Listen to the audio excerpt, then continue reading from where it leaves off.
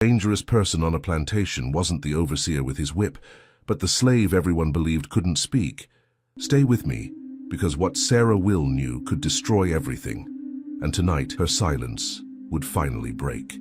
The Georgia heat pressed down on Willowbrook Plantation like a suffocating blanket, but Sarah Will moved through the shadows of the big house as if the oppressive air couldn't touch her. For 7 years, she had been the invisible woman, the mute slave who cleaned, served, and disappeared into the background of white conversations that revealed more than they should. Master Edmund Hartwell's voice carried from his study, sharp with frustration. "The debt collectors will be here within the month, Charles, if we don't find a solution." His words trailed off, but Sarah, polishing the silver in the adjacent dining room, heard every syllable. She had learned that silence was not just survival, it was power. "There is a way, brother," came the response from Charles Hartwell, Edmund's younger sibling who had arrived that morning with dust on his boots and desperation in his eyes. "The insurance policy on Margaret. If something were to happen to her..." Sarah's hand stilled on the candlestick. Margaret Hartwell, the mistress who had shown her small kindnesses, an extra biscuit, a gentle word when others weren't watching. The woman who didn't know that her husband's gambling debts had grown beyond salvation. "You're suggesting murder." Edmund's voice dropped to a whisper, but Sarah's trained ears caught every word. 7 years of being treated as furniture had taught her to hear what others missed. "I'm suggesting survival. The policy is substantial, enough to save Willowbrook and our family name. Margaret's been complaining of headaches lately. A sudden illness, perhaps something in her food." The silver candlestick slipped from Sarah's fingers, clattering against the mahogany table. Both men fell silent. Sarah held her breath, pressing herself against the wall, praying they would dismiss the sound as nothing more than clumsy slave hands. "Did you hear that?" Edmund's chair creaked. "Just the mute girl. She can't understand a word we're saying anyway. Half-wit probably doesn't even know her own name." If only they knew. Sarah Will knew her name, knew every name of every slave who had disappeared in the night, knew which overseers took liberties with the young women, knew where Master Edmund hid his whiskey when the preacher visited. She knew everything because invisible people see everything. The conversation resumed, details spilling like poison into the air. Arsenic in the morning tea, a gradual weakening that would look like natural illness. The doctor who could be bought with a few coins, and a story about a delicate constitution finally succumbing to the southern heat. Sarah's mind raced. Margaret Hartwell would be dead within the week if she did nothing. But speaking, breaking the silence that had protected her for so long, would expose her as the witness to countless crimes. The Hartwells would realize that their mute slave had been listening, learning, remembering. As the men's voices faded into the night, Sarah made her way to the slave quarters, her bare feet silent on the worn wooden floors. The other slaves were already asleep, exhausted from another day of back-breaking labor under the merciless sun, but sleep would not come for Sarah tonight. She sat on her thin mattress, staring out the small window at the big house where Margaret Hartwell slept peacefully, unaware that her husband was planning her death. The woman who had never raised a hand to Sarah, who had quietly taught her to read by leaving books open to specific pages, who had whispered, "Thank you," when no one else was listening. The weight of knowledge pressed down on Sarah's chest like a stone. For 7 years she had survived by being nothing, by letting others believe she was less than human. But tomorrow she would have to choose: remain invisible and let an innocent woman die, or speak and risk everything she had built in the shadows. The first light of dawn crept through the window, and with it came the sound of movement in the big house. Margaret would be waking soon, would ring for her morning tea, would smile at Sarah with the same gentle kindness she always showed. Sarah rose from her bed, her decision crystallizing like ice in her chest. She had found her voice in the darkness, and now she would use it, consequences be damned. The mute slave was about to speak, and when she did, nothing at Willowbrook Plantation would ever be the same. 7 years of silence were about to shatter in a single moment. But Sarah Will had no idea that speaking would unleash a chain of events that would either save them all or destroy everything she'd fought to protect. Don't look away, because the next 60 seconds will change everything.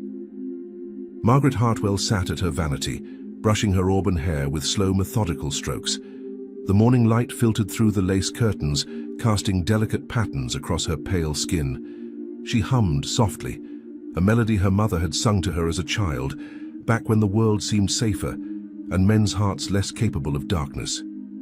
Sarah entered the room carrying the silver tea service, her hands steady despite the storm raging in her chest. For 7 years, this ritual had been the same. Silent service, invisible presence, the careful dance of a woman who existed in the spaces between words. But today, everything would change. "Good morning, Sarah," Margaret said, meeting her eyes in the mirror's reflection. It was a small rebellion against the social order, acknowledging a slave as human, speaking to someone who supposedly couldn't understand. Margaret had always been different that way. Sarah set the tea service on the small table by the window, her movements precise and practiced. Steam rose from the delicate china cup, carrying with it the scent of Earl Grey and something else, something that shouldn't be there. Her trained nose, sharpened by years of careful observation, detected the bitter undertone that didn't belong. The arsenic was already in the tea. Margaret rose from her vanity, moving toward the table with the grace of a woman who had never known real fear. Her fingers reached for the cup handle, and Sarah's world narrowed to that single moment, the space between life and death, between silence and speech, between the woman she had been and the woman she was about to become. No. The word escaped Sarah's lips like a gunshot in the quiet room. Margaret's hand froze inches from the cup. She turned slowly, her green eyes wide with shock. Did you just speak?" Sarah's throat felt raw, as if the single word had torn something vital inside her. 7 years of unused voice, 7 years of swallowed screams and buried truths, all concentrated into that one desperate syllable. But it wasn't enough. Margaret was still reaching for the cup, still trusting, still innocent of the plot that would end her life. "Run," Sarah whispered, her voice gaining strength with each word. "Run, or you will die." The cup slipped from Margaret's nerveless fingers, shattering against the hardwood floor. Tea spread across the boards like spilled blood, the arsenic seeping into the wood grain where it could harm no one. Margaret staggered backward, her face pale as parchment. "Sarah, what are you saying? How are you saying anything at all?" Before Sarah could answer, heavy footsteps echoed in the hallway. Edmund's voice carried through the door, sharp with concern. "Margaret, I heard something break. Are you well?" Sarah grabbed Margaret's wrist, her fingers pressing against the soft skin with desperate urgency. "He wants you dead," she whispered, the words tumbling out like water through a broken dam. "The insurance money. Your husband and his brother, they put poison in your tea." Margaret's eyes searched Sarah's face, looking for signs of madness, of deception, of anything that would make this nightmare less real. But Sarah's gaze was clear, intelligent, filled with a knowledge that could only come from years of careful observation. "That's impossible," Margaret breathed. "Edmund loves me. He would never—" "The gambling debts," Sarah interrupted, her voice growing stronger with each revelation. "The debt collectors coming this month. I heard them planning it last night. They think I'm too stupid to understand, but I hear everything. I see everything. I know everything." The door handle turned. Edmund's concerned voice grew closer. "Margaret, answer me, darling." Sarah released Margaret's wrist and stepped back, her mind racing through possibilities. Speaking had saved Margaret's life, but it had also exposed Sarah as the witness to countless secrets. The Hartwells would realize that their mute slave had been listening to private conversations for years, had knowledge that could destroy them all. "You have to choose," Sarah whispered urgently. "Pretend I'm still mute and let me handle this. Or run now while you still can. But if you stay, if you confront him, we're both dead." Margaret's hand trembled as she touched her throat, as if feeling for the poison that had almost passed her lips. The woman who had shown kindness to a slave, who had quietly taught her to read, who had treated her as human when no one else would. That woman was gone, replaced by someone who finally understood the true nature of the world she lived in. "I can't just leave," Margaret said, her voice barely audible. "This is my home, my life." "Your life is what they're trying to take," Sarah replied, moving toward the window. "Look outside. See that path through the woods? It leads to the old Quaker settlement 5 miles north. They'll help you. They help people like us." "People like us?" Margaret's voice cracked. "People who need to disappear." The door opened, and Edmund Hartwell stepped into the room, his eyes immediately taking in the broken teacup, the spilled liquid, his wife's pale face, and Sarah standing by the window like a statue. "What happened here?" he asked, his voice carefully controlled. Margaret looked at Sarah, then at her husband, then back at Sarah. In that moment, she had to choose between the life she had known and the truth that would set her free. The choice would determine not just her fate, but Sarah's as well. The mute slave had spoken, and now the real test would begin. Margaret's next words would either seal their fate or set them free, but what she didn't know was that Edmund had been watching from the hallway, and he'd heard everything. Stay close, because the web of lies is about to collapse, and when it does, no one will be safe. I dropped my teacup, Margaret said, her voice steady, despite the tremor in her hands. Clumsy of me. Edmund's eyes swept the room, taking in every detail with the calculating gaze of a man who had built his fortune on reading people's weaknesses. His gaze lingered on Sarah, who had returned to her statue-like pose, head bowed, hands clasped in front of her worn dress. Strange, he murmured, stepping closer to examine the broken china. This cup was a wedding gift from your mother. You've never been careless with it before. Sarah felt the weight of his scrutiny like a physical force. 7 years of invisibility had taught her to read the subtle signs of danger, and every instinct screamed that Edmund suspected something. His voice carried an undertone she had heard before, the same tone he used when questioning slaves about missing food or broken tools. Perhaps I'm more tired than I realized, Margaret replied, moving away from the spilled tea. I think I'll skip breakfast this morning. My stomach feels unsettled. Edmund's jaw tightened almost imperceptibly. Sarah caught the micro-expression, filed it away with all the other dangerous knowledge she carried. He had expected his wife to drink the poisoned tea by now. The delay was making him nervous. Nonsense, Edmund said, his voice taking on the forced cheerfulness of a man trying too hard to appear normal. You need your strength. I'll have cook prepare something light, perhaps some broth and toast. I said I'm not hungry. Margaret's voice carried a new edge, a firmness that hadn't been there before. The knowledge of her husband's betrayal was already changing her, hardening her against the man she had once trusted completely. Sarah began cleaning up the broken china, her movements careful and deliberate. As she knelt on the floor, gathering the sharp fragments, she caught sight of something that made her blood run cold. Edmund's boots, the same boots that had paced his study floor the night before, had traces of white powder on the leather. Arsenic powder, carelessly spilled in his haste to prepare the poison. Sarah, Edmund said suddenly, his voice sharp, look at me.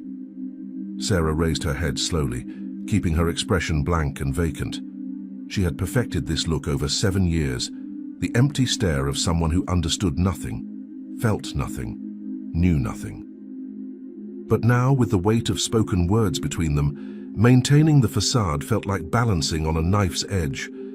Edmund studied her face with uncomfortable intensity. Did you hear anything unusual last night? Any sounds from my study? The question hung in the air like a loaded gun. Sarah let her mouth fall slightly open, tilted her head to one side, and made a soft, wordless sound, the kind of noise she had trained herself to make when questioned. The sound of someone who couldn't form coherent thoughts, let alone coherent words. She doesn't understand you, Edmund, Margaret said, but her voice lacked conviction. She never has. Edmund continued to stare at Sarah, and she could see the wheels turning behind his eyes. It's remarkable, isn't it? 7 years in this house, and she's never spoken a single word, never shown any sign of intelligence beyond basic tasks, almost as if she's hiding something. Sarah's heart hammered against her ribs, but she kept her expression vacant. She made another soft sound, then returned to picking up the china fragments, playing the role that had kept her alive for so long. Don't be ridiculous, Margaret said, but Sarah heard the uncertainty creeping into her voice.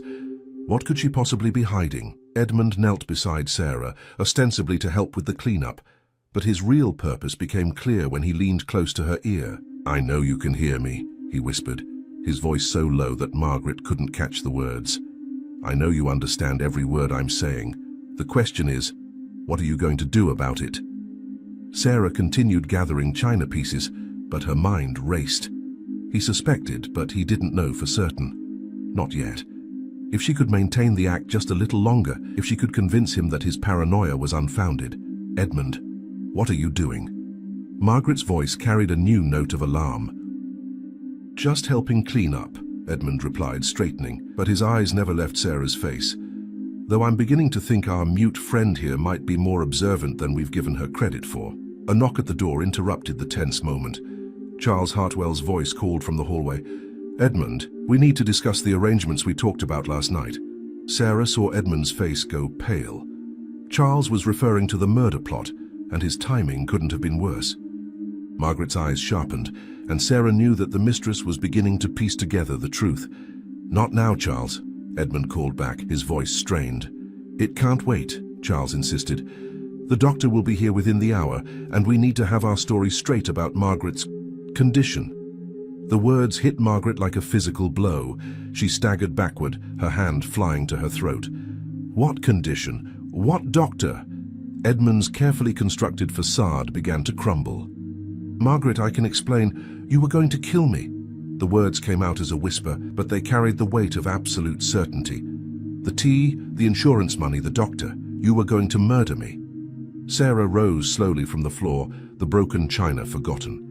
The moment of truth had arrived, and there was no going back. Edmund's eyes darted between his wife and the slave he now knew had heard everything. "You," he said, pointing at Sarah with a trembling finger. "You told her. You can speak. You've been listening to everything, haven't you?" Sarah straightened her shoulders, meeting his gaze directly for the first time in 7 years. When she spoke, her voice was clear, strong, and filled with the authority of someone who had nothing left to lose. "Yes," she said simply. "I've been listening. I've been watching, and I know exactly what kind of man you really are." The silence that followed was deafening. 7 years of carefully maintained lies had just collapsed in a single moment, and now 3 people stood in a room where only one could walk away unchanged. The game had begun, and Sarah Will was no longer playing by their rules. What Edmund did next would prove that cornered men are the most dangerous of all. But Sarah had spent 7 years preparing for this moment, and she wasn't the helpless slave he thought she was. Hold on tight, because the real battle is just beginning. Edmund's hand moved to the pistol at his waist with practiced ease, but Sarah had already anticipated the gesture. 7 years of watching, learning, and preparing had taught her to read violence before it erupted. She stepped sideways, placing herself between the weapon and Margaret, her body coiled like a spring ready to unleash 7 years of suppressed fury. "Don't," Sarah said, her voice carrying a quiet authority that made Edmund hesitate. "You fire that gun and every slave on this plantation will come running. You think they don't know what happens to masters who kill their wives? You think they won't talk?" "You're bluffing," Edmund snarled, but his hand remained frozen on the pistol grip. "Their property, they'll do what they're told." Sarah's laugh was soft and bitter. "Property that has eyes and ears. Property that remembers every beating, every rape, every murder you've covered up. Property that's been waiting for the right moment to watch you fall." Margaret pressed herself against the wall, her face white with shock. The gentle woman who had shown kindness to a slave was witnessing the complete destruction of everything she thought she knew about her world. "How long?" Margaret whispered. "How long have you been able to speak?" "Always," Sarah replied, never taking her eyes off Edmund. "I chose silence because silence meant survival. But some things are worth breaking silence for." Charles's voice echoed from the hallway again, closer now. "Edmund, the doctor's carriage is coming up the drive. We need to—" He stopped abruptly as he entered the room and took in the scene. His brother with his hand on his weapon, Margaret cowering against the wall, and Sarah standing tall with the bearing of someone who was no longer pretending to be less than human. "What in God's name is happening here?" Charles demanded. "Our mute friend has found her voice," Edmund said through gritted teeth, "and she's been sharing interesting stories with my dear wife." Charles's face went ashen. "How much does she know?" "Everything," Sarah said simply. "The gambling debts, the insurance policy, the arsenic in the tea, the doctor you've bribed to falsify a death certificate, the 3 slaves who ran away last year when they actually discovered your side business selling children to the brothels in Savannah." The last revelation hit like a thunderbolt. Margaret gasped, her hand flying to her mouth. Even Charles stepped backward, his face a mask of horror and disbelief. "That's impossible," Charles stammered. "No one knew about little Mary, about Thomas and his sister Ruth, about how you told their mother they'd been sold to a kind family up north." Sarah's voice grew harder with each word. "I was there when you loaded them into that wagon. I saw the chains.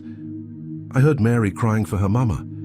Edmund's pistol cleared its holster in one smooth motion, but Sarah was already moving. 7 years of invisibility had taught her to navigate spaces others couldn't see, to use shadows and blind spots like weapons. She rolled behind the heavy mahogany dresser as the shot rang out, the bullet splintering wood where her head had been a moment before. "You fool!" Charles shouted. "Now everyone will come running, then we finish this quickly," Edmund snarled, moving around the dresser to get a clear shot at Sarah. But Sarah wasn't where he expected her to be. She had used the gunshot's echo to mask her movement, sliding along the wall to emerge behind Charles. Her hand found the letter opener on Margaret's writing desk, and before Charles could react, the sharp blade was pressed against his throat. "Drop the gun, Edmund," Sarah commanded, her voice steady despite the chaos, "or your brother bleeds out on your wife's carpet." "You wouldn't dare," Edmund said, but uncertainty flickered in his eyes. "I've watched you kill 3 children," Sarah replied. "I've seen you plan your wife's murder. I've spent 7 years being treated like an animal. What exactly do you think I wouldn't dare?" The sound of running footsteps echoed from the main staircase. Voices called out in alarm, slaves and overseers responding to the gunshot. The carefully controlled world of Willowbrook Plantation was beginning to fracture, and everyone could feel it. "Sarah," Margaret said, her voice shaking. "What happens now?" "Now we tell the truth," Sarah replied, pressing the blade a fraction deeper into Charles's throat.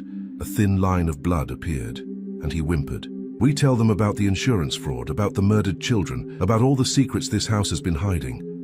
"They'll never believe a slave over white men," Edmund said, but his voice lacked conviction. "Maybe not," Sarah agreed. "But they'll believe the evidence. The arsenic powder on your boots, the forged documents in your study safe, the letters from the brothel owner in Savannah, the witness testimony from the other slaves who saw you load those children into the wagon." Edmund's face went grey. "How do you know about the safe?" "Because I can read, you fool. Because I've been in every room of this house, seen every document, heard every conversation. Because while you thought I was nothing more than furniture, I was building a case against you that would make any prosecutor weep with joy." The footsteps reached the second floor. Voices grew louder, more urgent. The overseer's voice cut through the chaos. "Master Edmund, we heard a shot." "Tell them everything's fine," Sarah instructed, her blade steady against Charles's throat. "Tell them it was an accident. Buy us time to finish this conversation." "And if I refuse?" Sarah's smile was cold as winter. "Then I start screaming. And when they break down that door, they'll find Charles bleeding out and you holding a smoking gun. How do you think that will look to a jury?" Edmund's hand trembled as he slowly lowered the pistol. For the first time in his life, he was facing an opponent who had outmaneuvered him completely. The mute slave had become the master of the game, and he was just beginning to understand how thoroughly he had been beaten. "What do you want?" he whispered. Sarah's smile widened, and for the first time in 7 years, she allowed herself to feel something approaching hope. "Justice," she said simply, "and freedom. For all of us." The overseer's fist was about to break down the door, but Sarah had one final card to play. A secret so devastating that it would either save them all or get them killed in the next 60 seconds. "Don't breathe, because everything depends on what happens next." "Master Edmund!" The overseer's voice boomed through the heavy oak door, accompanied by the sound of multiple men gathering in the hallway. "Open this door immediately or we're coming in." Sarah pressed the letter opener deeper into Charles's throat, drawing another thin line of blood. "Tell me about the Underground Railroad," she whispered urgently to Margaret. "The Quaker settlement I mentioned. You know about it, don't you?" Margaret's eyes widened. "How could you possibly—" "Because I've been watching you," Sarah interrupted. "The late-night rides, the food that goes missing from the pantry. The way you always know when slaves are planning to run, but you never report them.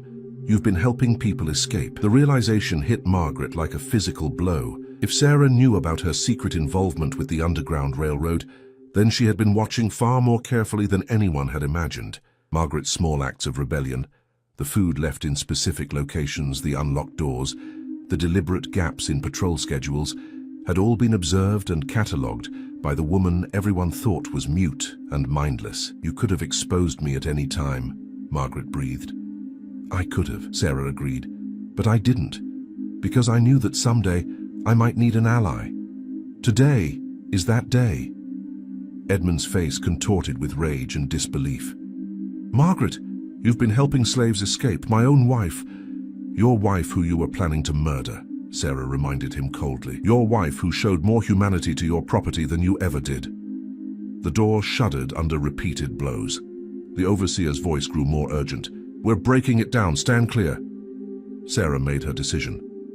"Margaret, the window. There's a rope ladder hidden behind the ivy. I put it there 3 months ago when I realized this day might come. It leads down to the root cellar, and from there there's a tunnel that connects to the old well. The same tunnel you've been using to move people north." Margaret stared at her in shock. "You know about the tunnel?" "I helped dig it," Sarah said simply.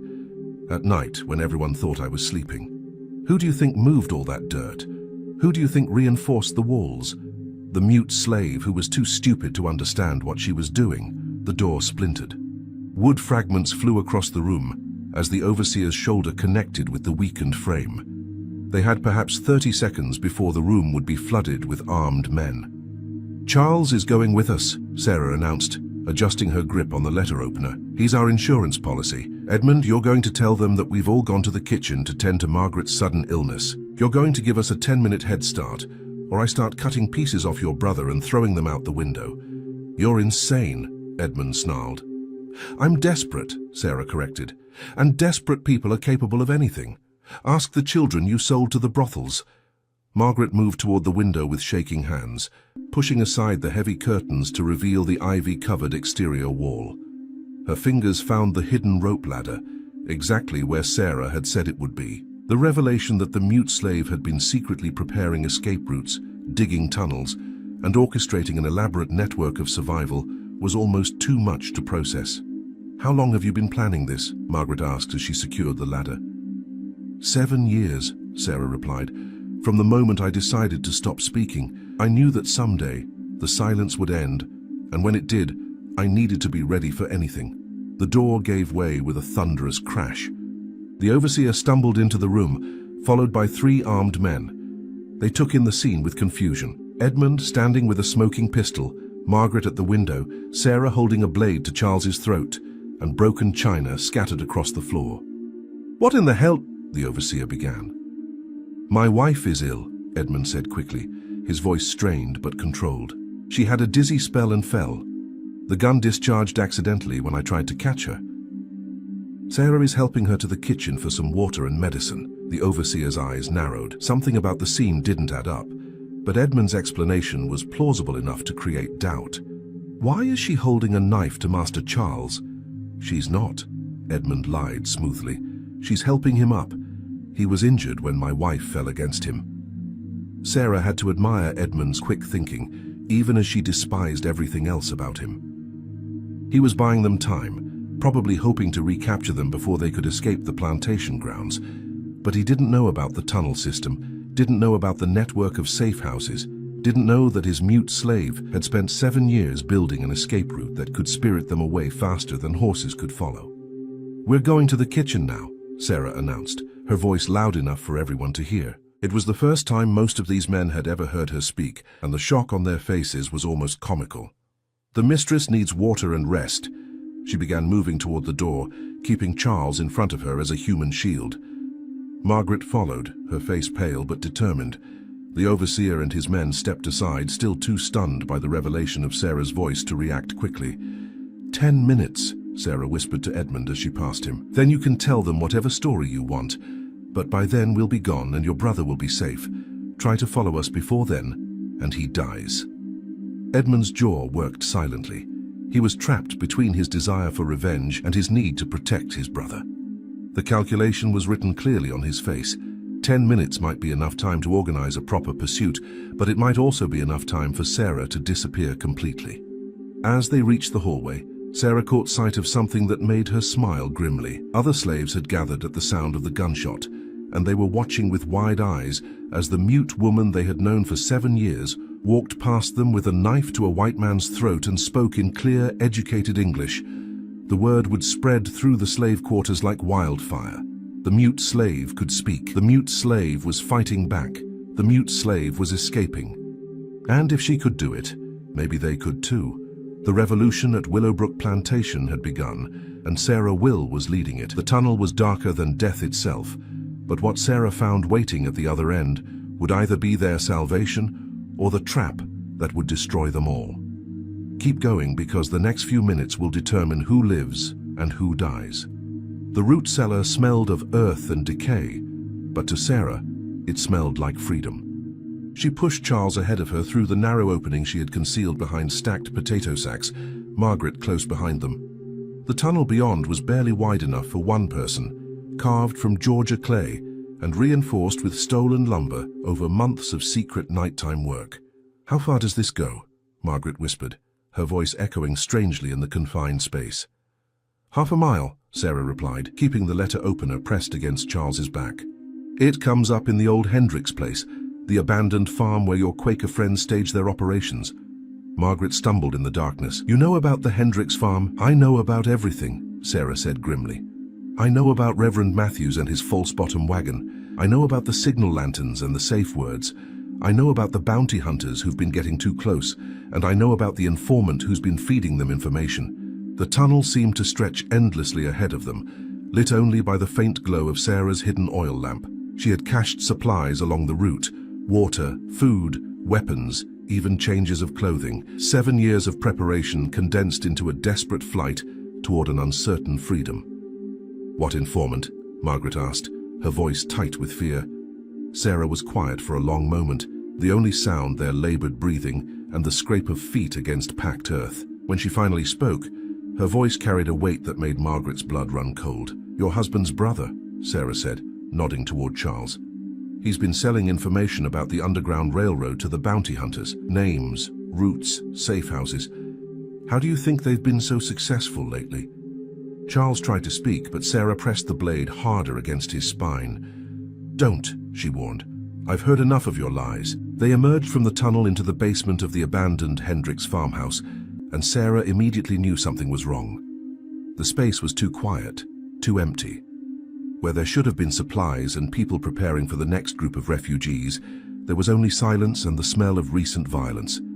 "Where is everyone?" Margaret whispered. Sarah's trained eyes swept the basement, cataloguing details others would miss: overturned furniture, dark stains on the wooden floor, rope burns on the support posts where people had been tied. The safe house had been compromised, and recently. "They're gone," Sarah said quietly. "Captured or killed. This was a trap." As if summoned by her words, footsteps echoed from the floor above. Heavy boots, moving with purpose. Male voices, low and urgent. Sarah counted at least 4 men, possibly more. They had walked directly into the hands of the bounty hunters. "Well, well," a voice called from the top of the basement stairs. "Look what we have here. The famous mute slave who's been causing so much trouble." A man descended the stairs, his face scarred by smallpox, his clothes marking him as one of the professional slave catchers who haunted the borderlands between freedom and bondage. Behind him came 3 more men, all armed, all wearing the cold expressions of men who made their living hunting human beings. "Mr. Garrett," Charles said, relief evident in his voice, "thank God you're here. This woman has gone completely mad. She's been holding me hostage, threatening to—" "Shut up," Garrett said mildly, not taking his eyes off Sarah. "We know exactly what's been happening. We've been watching this place for weeks, waiting for the right moment. When your brother sent word that the mute slave had started talking, we knew it was time to spring the trap." Sarah's mind raced through possibilities. 4 armed men between them and the stairs. No other exits from the basement. Charles as a hostage, but he was clearly in league with their captors. Margaret, who had never faced real violence, trembling beside her. "You set this up," Sarah said, the pieces falling into place. "Edmund didn't just discover my secret today. You've known for a while." Garrett smiled, revealing yellowed teeth. "Smart girl. We've been watching you for months, waiting to see how extensive your network really is. Amazing what you can accomplish when people think you're too stupid to be a threat." "The other slaves who escaped, all recaptured," Garrett confirmed, "thanks to information provided by our friend Charles here. Every route, every safe house, every contact. We've rolled up the entire operation from here to Philadelphia." Margaret made a small, broken sound. "All those people, all those families I helped, they're all back where they belong," Garrett finished. or sold to new masters who'll make sure they don't get any more ideas about freedom. Sarah felt something cold and hard settle in her chest. 7 years of careful planning, months of tunnel digging, countless nights of risk and preparation, all of it had been for nothing. They had been playing a game where the rules were rigged from the beginning, but Sarah Will had not survived 7 years of slavery by giving up when the odds turned against her. "You made one mistake," she said quietly. Garrett raised an eyebrow. "And what's that?" "You assumed I was working alone." The sound came from above, a low whistle, barely audible, but Sarah had been waiting for it. The signal she had arranged with the one person on the plantation who had never betrayed her trust, who had watched and waited and prepared for this exact moment. The explosion shook the entire farmhouse. Smoke poured down the stairs as the floor above erupted in flames. Garrett and his men spun toward the stairs, confusion and alarm replacing their confident smirks. "What the hell?" Garrett began. "That would be old Moses," Sarah said with grim satisfaction. "The slave you all think is too old and broken to be dangerous. The one who's been making gunpowder from saltpeter and charcoal for the past 6 months. The one who followed us here and has been waiting for my signal." The farmhouse groaned as the fire spread. Smoke filled the basement, and the bounty hunters realized they were trapped between a spreading inferno and a woman who had just proven she was far more dangerous than they had imagined. Sarah smiled in the flickering light of the flames above. "Now," she said, "let's discuss the terms of our surrender." The flames were spreading faster than anyone expected, but Sarah had one last secret that would either save them all or ensure they died together in the inferno. This is it, the moment that will determine whether justice or vengeance wins the day. Smoke poured down the basement stairs like a living thing, and the temperature rose with each passing second. Garrett and his men pressed themselves against the far wall, their earlier confidence replaced by the primal fear of being burned alive. Above them, the farmhouse groaned and cracked as old Moses's carefully placed charges did their work. "You're insane," Garrett shouted over the roar of flames. "You'll kill us all." "Maybe," Sarah replied calmly, still holding the letter opener to Charles's back. "But at least we'll die free." Margaret coughed violently, her eyes streaming from the smoke. "Sarah, there has to be another way out. You wouldn't have led us into a death trap." Sarah's smile was grim but not without hope. "There is another way, but it requires trust, and it requires justice." She turned to face Garrett directly, her voice cutting through the chaos with startling clarity. "You want to live? Then you're going to help us expose the truth about what's been happening here. The murdered children, the insurance fraud, the corruption of the Underground Railroad network, all of it." "You're in no position to make demands," Garrett snarled, but his voice lacked conviction. The fire above was spreading rapidly, and they all knew the basement would soon become an oven. "I'm in the perfect position," Sarah countered. "Because I'm the only one who knows about the second tunnel." Margaret's head snapped toward her. "Second tunnel? Did you really think I'd spend 7 years digging only one escape route?" Sarah asked. "The tunnel we came through was the decoy. The real escape route is behind that wall." She nodded toward what appeared to be solid stone. "But it's narrow and it's long, and not everyone is going to fit through it at the same time." Garrett's eyes narrowed. "What are you proposing?" "A trade," Sarah said simply. "Information for passage. You tell the authorities everything you know about the Hartwell brothers' crimes, and I'll get you out of here alive. You refuse, and we all burn together." "The authorities won't believe the word of a bounty hunter over white plantation owners," one of Garrett's men protested. "They will when they have physical evidence," Sarah replied. "Charles here has been keeping detailed records of every transaction, every bribe, every murder. Haven't you, Charles?" Charles's face went ashen. "How could you possibly know?" "Because I can read," Sarah said for the second time that day. "And because I've been in your room in your belongings, copying your documents for months. Every letter from the brothel owners in Savannah, every receipt for arsenic purchases, every record of children sold and families destroyed. I have copies of everything." The basement was getting hotter by the minute. Sweat poured down everyone's faces, and the smoke was making it difficult to breathe. Above them, something large crashed to the floor, sending sparks cascading down the stairs. "Where are the copies?" Garrett demanded. "Safe," Sarah said, "hidden where only I can find them. But if I die here, old Moses has instructions to deliver them to the federal marshals in Atlanta. Your choice. Help us expose the truth and live, or stay silent and burn." Margaret grabbed Sarah's arm. "What about Edmund? He's still back at the plantation. If we expose everything, he'll run." "No, he won't," Sarah said with quiet certainty, "because old Moses didn't just set fire to this farmhouse. He also set fire to the plantation's main house, the slave quarters, and the cotton warehouses. Edmund Hartwell isn't going anywhere." The revelation hit like a thunderbolt. Margaret staggered backward, her face pale with shock. "You burned down Willowbrook, all of it?" "All of it," Sarah confirmed. 7 years of planning, and it all comes down to this moment. The plantation system that created monsters like the Hartwell brothers is going to burn to the ground, literally and figuratively. The only question is whether we're going to survive to see justice done. Garrett looked around the basement, calculating odds and options. The fire above was spreading rapidly. The smoke was getting thicker, and his men were beginning to panic. He was a practical man who had built his career on reading situations and making hard choices. "What guarantee do I have that you'll honor your word?" he asked. "The same guarantee I had that you wouldn't betray the Underground Railroad," Sarah replied. "None. But sometimes you have to choose between certain death and possible betrayal." Another crash from above, louder this time. Part of the ceiling sagged, and burning debris began to fall into the basement. They were running out of time. "All right," Garrett said finally. "I'll testify. I'll tell them everything I know about the Hartwells, about the corruption, about the murdered children. But if you're lying about that tunnel—" "I'm not," Sarah said, moving toward the stone wall. Her fingers found hidden catches in the mortar, and a section of the wall swung inward to reveal a narrow passage. "But understand this. Once we go through that tunnel, there's no going back. The old world is burning behind us. What comes next is going to be different for all of us." Margaret looked back toward the stairs, toward the inferno that had once been their trap. "What about the other slaves? The ones still at the plantation?" "Free," Sarah said simply.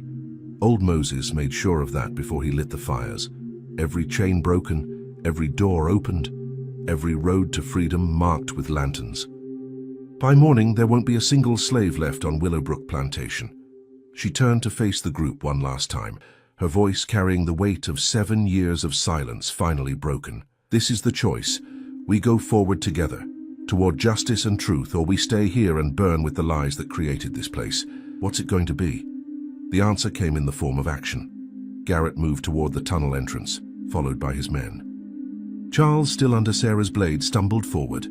Margaret took one last look at the burning world behind them, then stepped into the darkness ahead.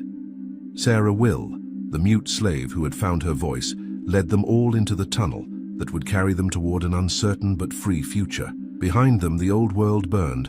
6 months later, Sarah Will stood in a federal courthouse in Atlanta, her voice clear and strong as she testified before a packed courtroom. The mute slave who had broken her silence to save a life had become the key witness in the largest corruption trial in Georgia's history. The evidence she had gathered over 7 years of careful observation proved devastating. Edmund and Charles Hartwell were convicted of murder, fraud, and conspiracy. Garrett and his bounty hunters received reduced sentences in exchange for their testimony, which led to the exposure of a network of corruption that reached from Georgia plantations to Philadelphia safe houses. Margaret Hartwell, now Margaret Matthews, after marrying the Quaker reverend who had helped coordinate the Underground Railroad, used her inheritance to establish a school for freed slaves. She never forgot the woman who had saved her life by breaking 7 years of silence. Old Moses, revealed to be a former soldier who had been planning the plantation's destruction for years, became a legend among freed slaves throughout the South. His strategic use of fire and explosives to liberate an entire plantation became a model for other liberation efforts. But it was Sarah Will who became the symbol of something larger. Her story spread through abolitionist networks, through slave communities, through the halls of power in Washington. The mute slave who had spoken truth to power, who had used silence as a weapon and voice as a tool of justice, standing in that courthouse, speaking her truth to a world that had tried to silence her, Sarah Will proved that sometimes the most powerful voice belongs to the person who chooses when to use it. Her testimony helped convict dozens of criminals, freed hundreds of slaves, and changed the course of history in ways both large and small. But perhaps most importantly, it proved that silence, when broken at the right moment, can shatter the foundations of injustice itself. The mute slave had found her voice, and in doing so she had helped others find theirs as well. Justice, it turned out, sometimes spoke in whispers before it roared.